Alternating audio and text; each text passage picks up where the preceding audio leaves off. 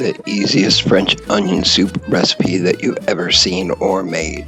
Fast, cheap, and hella good. Better than anything you can get in a can. Start by melting a half a cup of butter in a big saucepan or frying pan. And while you're doing that, take 3 or 4 onions and slice them as thin as you possibly can.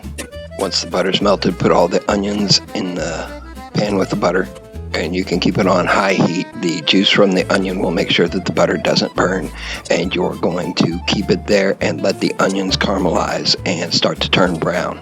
Go ahead and add whatever seasoning you want, season to taste. Just definitely add a couple of teaspoons of salt at least. I'm going to add some garlic and some paprika.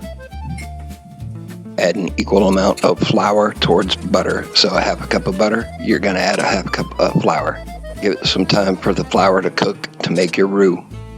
Then add 1 quart of beef broth or beef stock, 4 cups basically. Let it start to boil, then turn it to a simmer. If you want a Julia Child style and you want to kick it up a notch,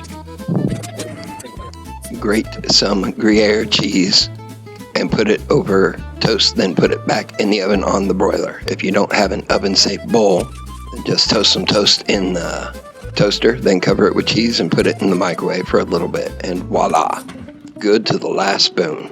Stay tuned, and I'll see you on the next recipe. Like, subscribe, check out one of my other videos, please.